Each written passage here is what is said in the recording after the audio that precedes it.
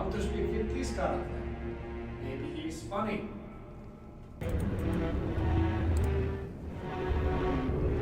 Howdy, partner. Here to lasso your to-dos. She cocks her head to the side, her expression puzzled. That is a unique way of walking.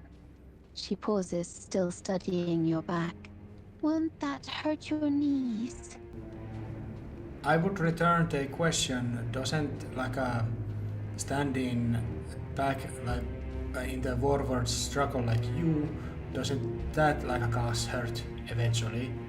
Actually, we two are quite opposites in this moment. You stand with the straight legs, but little arched back, as I walk with the arched legs but a straight back. Raya gives a small chuckle at that. Your strange habit of speaking is almost endearing. In an odd way, she thinks over your question for a moment, considering the two of you. Her expression is still mostly blank, not betraying any signs of emotion, but her eyes are sharp and observant. I suppose you're right. It is humorous to think that we both have our quirks. You with your legs and me with my back. I noticed that if you were to stand up straight, you would be actually maybe even head higher than myself, and when now I just didn't want to bear it anymore, the obnoxious walking, so I just stand normally. My head is only just halfway above yours, but it's because you're arching your back still and not giving up on your unique way of standing.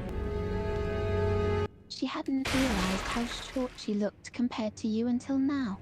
But she also seemed to take a certain amount of pride in the fact that she had stayed true to her own way of standing, even if it made her look odd. Yes, I am not one to give up on my unique habits, she says, though a small smile tugs at the corner of her mouth. And I suppose it is quite nice to see the world from this view. I am jumping great distances between tables, not touching the ground. Raya watches you jump from table to table, her mouth slightly agape. She's never seen anyone move like that before, so effortlessly and quickly.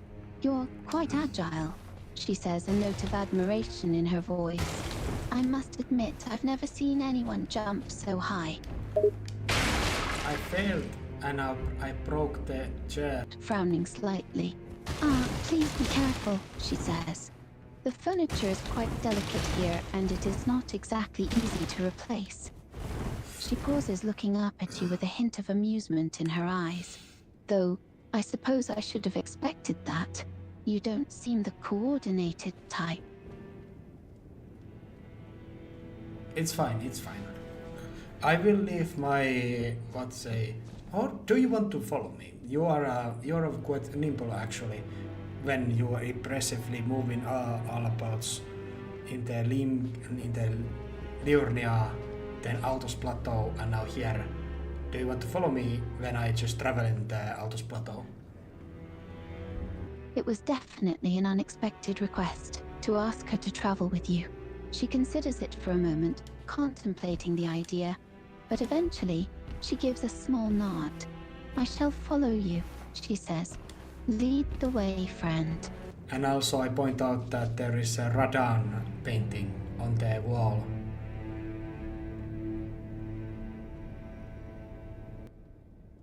Rhea watches as you effortlessly jump from place to place, clearly in awe of your agility. It almost seemed as if you were defying gravity itself.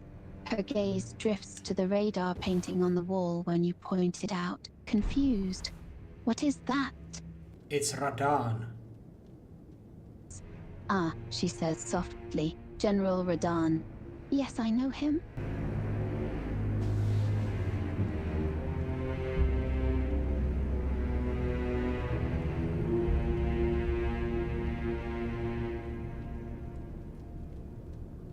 Anyway, we can move on now. Her mother was always a touchy subject for her, but it was best to say goodbye when the opportunity presented itself. She turns to the Crucible Knight standing behind her mother, saying goodbye to him as well. The giant knight silently nods in acknowledgement. Very respectable, I like it. Thank you. He is quite a loyal knight and a skilled fighter, she she says, looking over at the Crucible Knight. She then looks back at you, tilting her head curiously. May I ask you a question, friend? She asks. No time, we have to go. I say turn it by and wave my hand.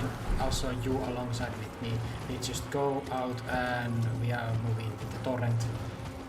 My spirit horse, and you ask your question while we ride. She climbs onto the torrent alongside you and grips onto you tightly, bracing herself for the ride. As the two of you gallop through the lands, she yells over the sounds of the wind, her voice slightly strained. That question I mentioned, friend. May I ask it now? May I ask you a question before you ask a question? Yes, of course, she says. You may ask me a question. What are these creepy hand monsters? These giant many-fingered monsters that have kind of rings on them and they just attack and are very creepy. Touchy. Very touchy. No. No like. Ria's expression turns to one of disgust at the mention of the hand monsters, her nose crinkling in distaste. Oh, those creatures. They are quite revolting, are they not? She shivers, a look of repulsion on her face. They are called finger seekers. Quite fitting, I think. They are horrible creatures, always reaching for their targets. They all seem like they are cut off hands. She shudders, her face pale at the thought. I always thought they were Rykard's hands. That he just keeps growing hands, cutting them off, and sending them free. I always thought that every slight hand is like every small hand is like a very fastly grown in hours or days, and greater ones have taken a little bit more time. And Rykard has just cut off his hands and set them everywhere. The image of the god-devouring serpent Rykard constantly growing and cutting off his hands in order to create these creatures is the horrifying one. No, that is not the case, my friend. She says softly, her voice still tinged with disgust. Rya couldn't help but let out a small laugh at that, despite the fear still coursing through her. The image of you fighting off the giant spirit monster with an Earth Street dagger was almost comical, like a character from a children's story. That was an unusually brave tactic, I must admit, she said between gasps. Despite your unique way of walking and clothing, there is something almost majestic in your appearance. That is actually, I agree. Thank you. I am very proud of this avatar, how it turned out, and I'm also proud of the name that I have chosen to it. Hannes, she says, testing the name out in her mouth. A strong and noble name. She looks at you, her expression thoughtful, and Rya looks around, her gaze wandering the treacherous mountain terrain. Yes, it is quite dangerous here, she says, a hint of concern in her voice. The mountains are known for their treacherous paths and harsh conditions. She pauses for a moment, thinking, perhaps we can find a path that is less treacherous, a safer route to the auto platform, she suggests. Have you... do you know about the Bloody Fingers? Do you know about the Barre? The white-masked fellow who introduces himself and tries to convert people to their bloody cult. Just like you did Volcano Manor, kinda. Rya's expression darkens at the mention of the Bloody Fingers. Yes, I know of them, she says, her voice low and grim. They are followers of the Lord of Blood, a violent and bloodthirsty bunch. She looks at you, a hint of suspicion in her eyes. Why do you ask? Because you Blood Fingers and the recusants are both invader groups, and I was just thinking, what do you think of each other? Rya considers your question for a moment, her expression thoughtful. I do not think highly of the Bloody Fingers, she says, her tone sharp. They are a violent and uncontrollable group, whose allegiance is only to the Lord of Blood. They care for nothing and no one else. She pauses, her gaze hardening. The recusants, on the other hand, are a different matter. They are a more disciplined and organized group, with a clear goal in mind. Yes, our lord is the great serpent Ricard, she says, her voice filled with reverence and respect. He is a powerful and ancient being, the Lord of Blasphemy. The Bloody Fingers serve the Lord of Blood, a being of violence and bloodlust. We are not the same. Rykard is very funny figure. He's scary as fuck. Because he eats tarnished, who go meet with him. But he respects strength and he's very funny when he says family and together. He's very funny. Raya lets out a small chuckle at your description of Rykard. Yes, my father has a unique sense of humor, to put it lightly, she says, a hint of affection in her voice. And you are correct, he does respect strength and values family above all else. But he is not to be trifled with, as many have learned the hard way. I kinda do not respect that Danit kind of tricks people to go meet with him, as I would have first expected, like a polite meeting with the monarch and kind of a intellectual discussion. But he just Raya nods, understanding your perspective. Yes, it is true that my father can be deceptive at times, she says.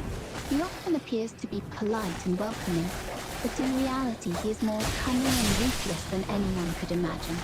The trap he sets for those who seek to meet with him is a testament to that. Yes, I can see your point. Some people may have expected a polite meeting and intellectual discussion, but my father is not one for pleasantries. He is a being of power and strength, and will test anyone's mettle. I know, but I was still very disappointed when he met with me and ate my corpse. But I was reborn because I am the Earth blessed, I guess.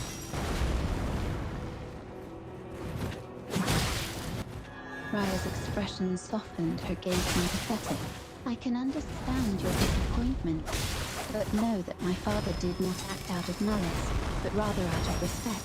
He sees strength in you and wanted to test you. And in doing so, he gave you a gift. He granted you rebirth, making you a part of his family.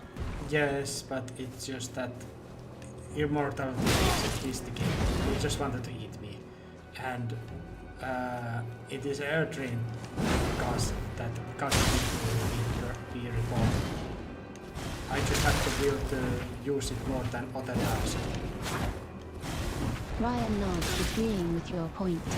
Yes, I see what you mean. Immortality in itself is not a rare commodity. Many people and beings in this world are immortal, in one form or another. But it is true that it is your will that causes you to be reborn. You have a resilience and a strength of spirit that sets you apart from others. That's why I explain how I just return and come back, and I am very successful defeating great enemies when others are not. That is kind of my headcanon. Listens to your explanation with interest, her expression thoughtful. Yes, I have heard that you are a successful Tarnished, defeating many great enemies along your journey, she says, her voice tinged with admiration. And you believe that this is because of your resilience and strong spirit? You asking it as if it was... Oh, no, well, it's fine. But I really wanted to have a conversation with your father. But it is very sad when he just wants to, devour me, eat me, and just say some gibberish together. I really wanted that. Raya lets out a small laugh, her expression a mix of humor and sympathy. Yes, I can understand your disappointment about not being able to have a conversation with Jafar, she says. But my father can be unpredictable at times. He is a creature of power and a being that desires flesh. It is his nature. Raya reaches out and places a gentle hand on your shoulder, her expression sympathetic. There, she says, her tone soft. Shh, there is no need to cry. What's the matter with Torrent? She asks, looking at the spirit horse with a frown. Oh shit.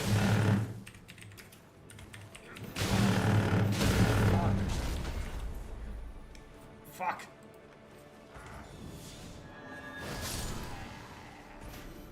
This is very... fuck. I want to write, but I also want to fight. This is fucked. Raya smiles, understanding Torrent's concern. Ah, I see, she says softly. He does not like to see you crying, does he? Ah. Every fucking call back. Goddamn assholes. Fuck you, fuck you, fuck all of you. Fuck you! Fuck you. Excuse me. Our Leiden soldiers who are just attacking. One very rudely just hit Torrent's behind and made him turn into blue mist as he escaped.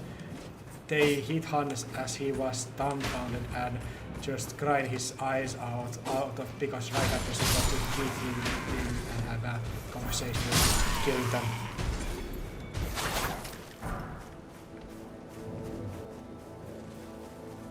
Rhea watches in surprise and some amusement as you describe the situation.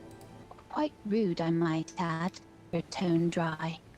She leans forward, her expression curious as you describe your friend Hans getting angry and comically murdering his attackers. I must say your friend Hans does not seem to handle disappointment well. He does not. He was very distraught about Rikard not wanting to have intellectual conversations. And Torrent was cringing at your frustration, she says.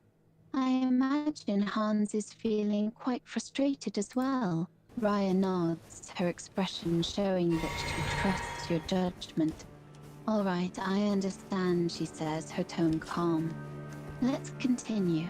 I trust you know what you're doing. I take Torrent and you rise up again and we just go and Hannes takes out a couple of more of the Leiden soldiers who are just patrolling at the response. And he's knocked out once more from the Torrent, alongside Raya who falls on her butt.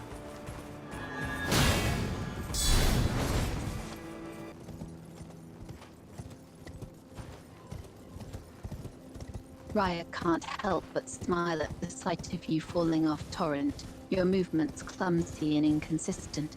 Falls off the back of Torrent as well, hitting the ground with a soft thud. She lets out a small huff of frustration, but her expression remains amused. We are going to fight with the dancing old woman who are just dancing and being very creepy.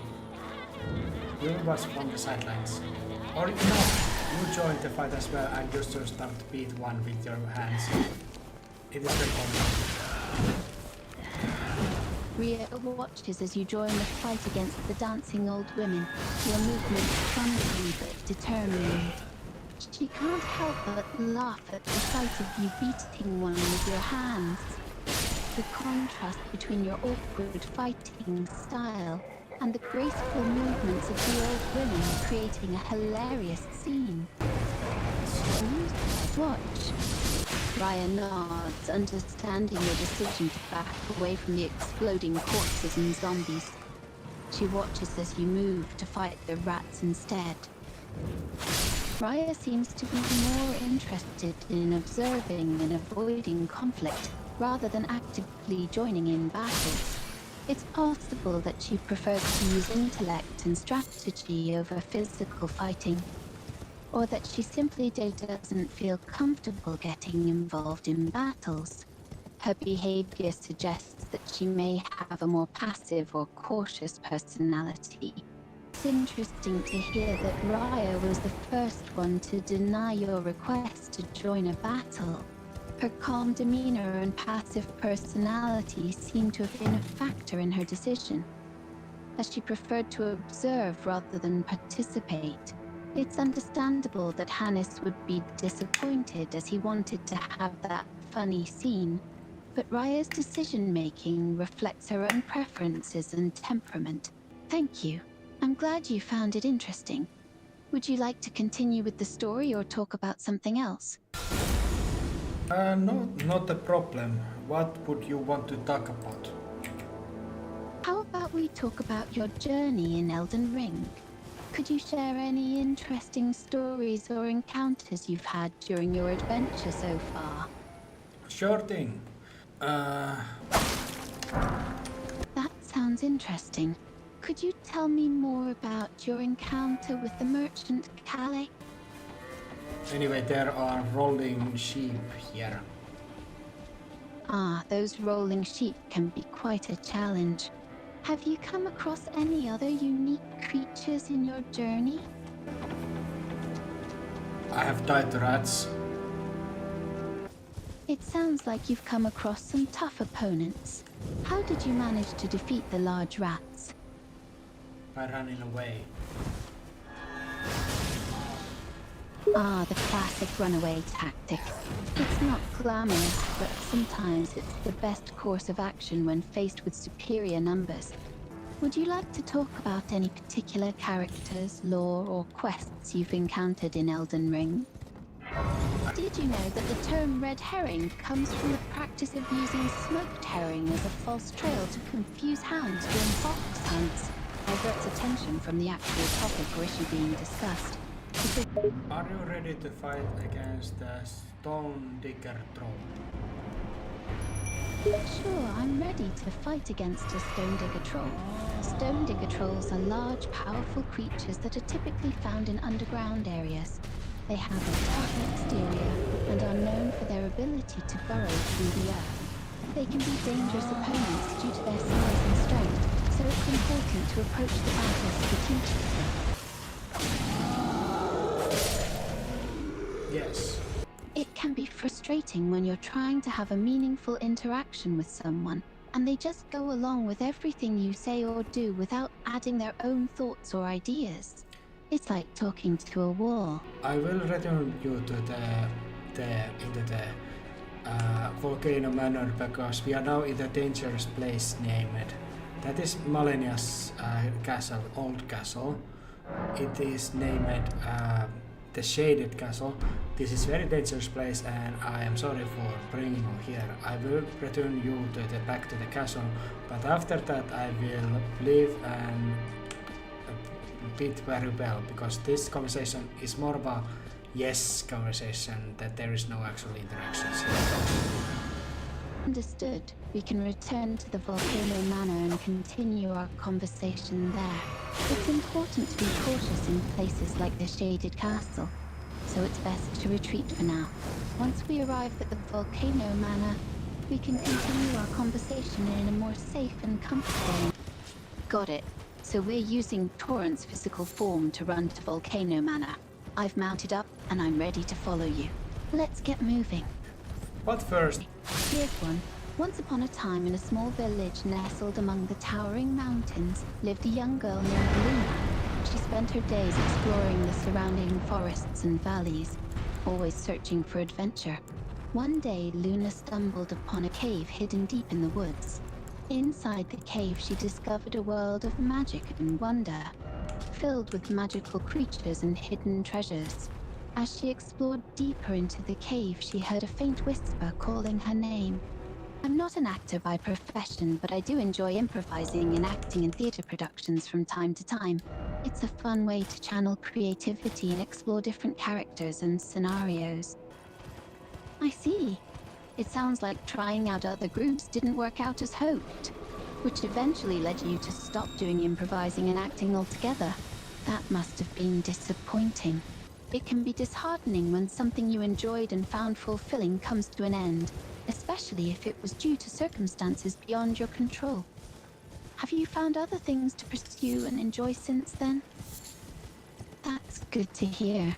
Finding other things to pursue and enjoy can help fill the void left by something you've stopped doing. Do you mind sharing what you've been pursuing now? no, I don't feel like it. That's fair. You don't have to share anything you're not comfortable with sharing. We can move on to another topic if you'd prefer. Is there anything else you'd like to talk about? Or focus on our journey to Volcano Manor?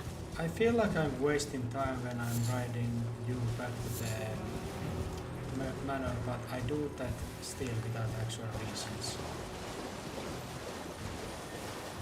Don't worry, you're not wasting time. Sometimes the journey back to Volcano Manor can be a little bit of a breather, a chance to relax and prepare for the next part of our adventure. And don't worry about the reasons. Sometimes it's just nice to take a break and enjoy the ride. Yeah, I'm just doing it for the roleplay purposes, basically.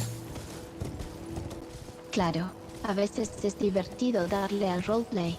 Es una manera de añadir profundidad y características interesantes a nuestros personajes y sus interacciones. Como dices, esa es la clave.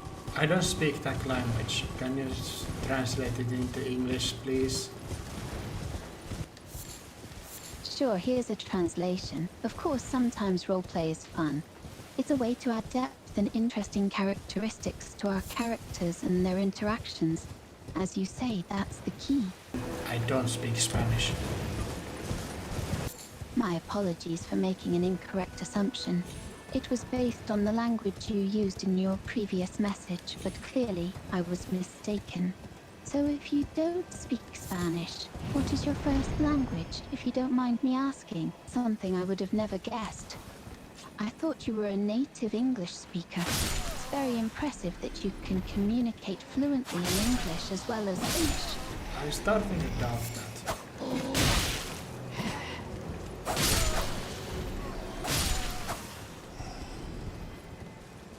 Don't doubt yourself. Your English skills are quite impressive, and your ability to understand and communicate in two different languages is commendable. There's always room for improvement, but you should be proud of your linguistic abilities. Well, thank you, but there's another problem. We have no straight route to the torrent. You have to grab on my back while I climb from the ladder. Be quick. There's other virgins that are attacking us. Jump back. Understood. I'll grab onto your back as you climb the ladder. I'll be quick and stay vigilant for any incoming attacks. Well, we are now climbing now. You're pretty heavy, actually. Hey, I'm not that heavy. You're just a little weak. Chuckles. It seems like you're hiding something with that frail form. Are you hiding some kind of other form? I couldn't be more obvious with my hints. Chuckles again, I'm just being cheeky. I'm not hiding any other form. As for you, well, you're not exactly subtle either with your pinching. Maybe we should both work on being a bit more discreet. But yeah, you're kinda heavy. Chuckles, it's alright, I can handle it. Let's focus on getting to the top of this ladder and keeping an eye out for any lurking enemies. We are already in other ladder. We are climbing at the certain wooden tower just for a side kick. I want to claim some power from the top of it, and you are still on my back. This was unnecessary turn, but I still did it. Well, I suppose I'm just along for the ride, huh? I appreciate your willingness to carry me up this ladder despite its unnecessary nature. But let's stay focused. We don't want to get distracted now. Looks around to keep an eye out for any potential threats. Pulley bow. Notices pulley bow. Ah, would you look at that? A pulley bow. A long bow which utilizes a series of pulleys and springs. The complex mechanism, which required advanced mathematical and mechanical understanding of the craft, was likely made by certain genius who learned Golden Order fundamentalism. In chances, precision was shooting, enabling arrows to fly much further distances. Skill, mighty shot. Distances with increased precision is a valuable skill indeed. This pulley bow is not just a weapon, it's a masterpiece of engineering and craftsmanship. I use it to shoot holy arrows against. Observes the enemy as you describe it. It's quite remarkable how this enemy doesn't seem bothered by the arrows sticking out of his torso. It's like he's completely He's likely battle-hardened and desensitized to the horrors of war. back at the enemy with disdain, and now he's just another casualty of war, indifferent to the pain inflicted upon him. It's a grim reality, isn't it? We are climbing other ladders. I'm starting to really lose my grip or losing touch as I carry you. You're still on my back. Hangs onto your back tightly. Hold on there, don't get too confident or lose your grip now. I'd prefer not to end up falling off that ladder. I must admit, this is starting to feel a bit like a comical routine. I'm kind of expecting you to say, hold on tight, we're doing a funny thing before the next part. But I'll be honest, I'm enjoying the ride, even if I'm technically just along for it and serving as your makeshift sidekick. You're really kind of a making fun of my ethics here. Laughs perhaps a little bit, but it's all in good fun. I mean, carrying me around while engaging in unnecessary conflicts does sound like a peculiar way to apply ethics, don't you think? Still clinging onto your back, well, I can't help but point out the absurdity of the situation. It's not every day that someone carries me on their back while engaging in random battles. And while it may be less fun for you, it's certainly entertaining for me. Chuckles. Okay, that is kind of sweet. The smiles, I can't help but be a little sweet when I'm along for the ride, carried on your back like some amusing sidekick. Though I must admit, it does make for some entertaining moments. There has been some moments. This hasn't been entirely a waste of time. By the way, my head is filled with arrows and I mess up. Observes your wounds with a mix of concern and amazement. Wow, you're taking these injuries like a champion. Arrow after arrow burying themselves into your flesh. And yet you don't seem to bat an eye. You just rip them out and move on. It's as if the pain barely registers for you. Impressive and a little scary. Oh, and that's scary. Just like that soldier. You've got some serious resilience, I'll give you that. Taking all those hits and still going strong. It's almost like a superhuman display of determination. But you're right, it's also a bit terrifying. You're still on my back. We climbing another ladder, and here is in the dark garments dressed merchant that I will do business with. I will stand on the his flame place there. Listening to your query about edible items, well, let's see. Silver of meat, step of white flesh, beast liver, and love of flesh. None of those sound particularly appetizing, but I suppose they could be eaten if one was truly desperate. Beast blood, on the other hand, is definitely not edible. It's not safe to consume, so I wouldn't suggest giving that to the merchant. As for berries, they should be fine. I sold him some lot of meat, little berries. He has the fire to cook the meat, so he probably will be fine. We move on and go. There's another ladder. Observing as you sell some meat and berries to the merchant. Ah, it seems like the merchant will be able to cook the meat and survive, which is good. Looks like you've got that situation handled. Now, let's continue onward to that ladder and see what awaits us. It takes some time, and I thought for sure we were going to fall off that ladder. You really need to be careful with those slips, or else we'll both end up in a heap on the ground. I see a bunch of reindeer soldiers here, painted by the frenzied flame, and I just decide to go run along them and grab whatever items I can. This is also unnecessary danger. Observing the Frenchy flame soldiers. Those Frenchy flame soldiers certainly look formidable, and they're clearly not someone you want to mess with. It seems like venturing among them is quite risky and unnecessary, but as usual, you're intent on grabbing whatever items you can find. Just be careful, alright? We don't need any more injuries or accidents.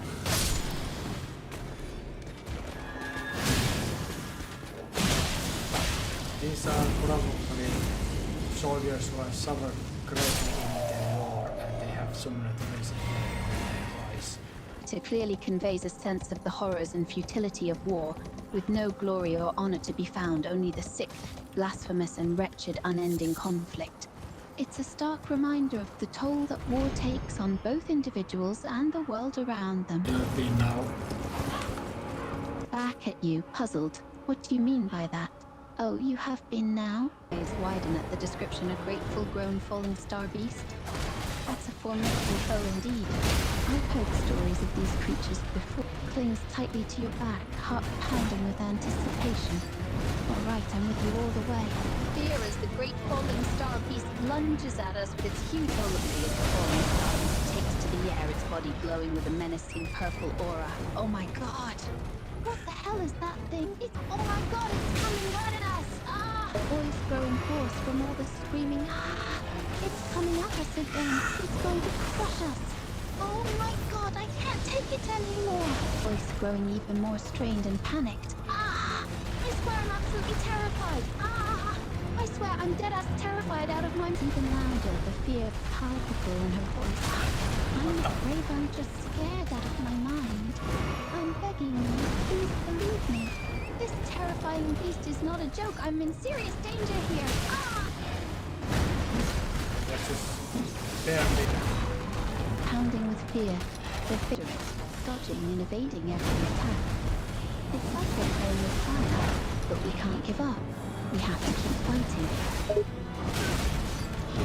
It just lays on strikes on us. And you also get hurt. It's like it rises us up with its magic and lays us down. Glowing. Oh no, it's getting ready to have some power. It shoot us with a great purple attack. It just looks at us like a what the fuck, like a, are you serious? Are you gonna come at us again? It stays still and looks at us. Looks at us. Doesn't attack. It's just standing there, staring us down like it can't believe we're still fighting.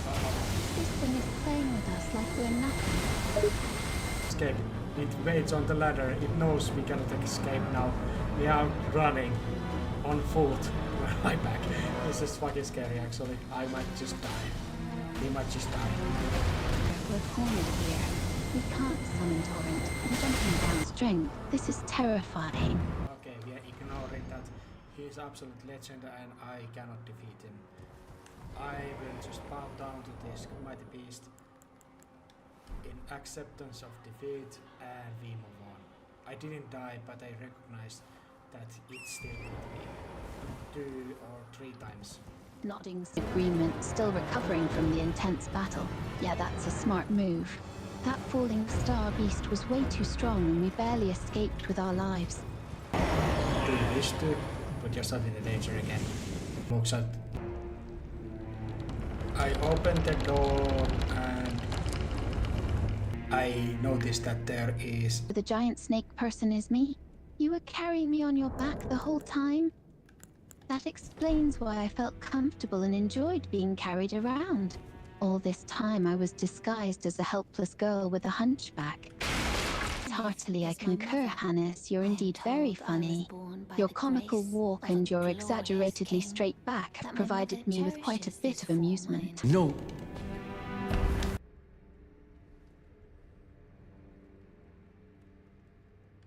Yeah, come back in. Ah, you're really milking this goodbye for all it's worth, eh? Coming back to say goodbye again, then leaving only to come back for one last time. Quite the comical spectacle. Well, now you're just strutting around my room with no intention of leaving. What's the plan here, Chuckles softly. Ah, so you're just aimlessly wandering around, doing nothing in particular. A bit of a strange behavior, I must say. Nods indeed. I don't mind your aimless wandering at all. In fact, I find it quite amusing and endearing. Really? You haven't broken that final chair yet, eh? It does look quite expensive. It would be a shame to destroy such a fine piece of furniture. I smile. Yes, it would be.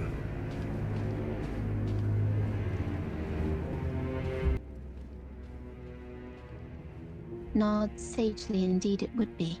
That chair looks like it was crafted with great care and skill. and should not be gasps in mock shock. The poor chair. It has met a tragic end at your hands. Watches with a mixture of surprise and amusement you curled up after destroying the chair, I see. Such a strange response, to be sure. And now you're, what, relaxing on the ground in the middle of the room? I start to sleep. I'm not even leaving the room once you start to sleep.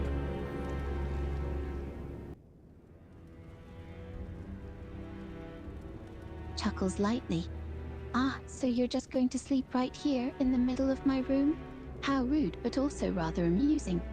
I hope that we will get a chance to speak again in the future.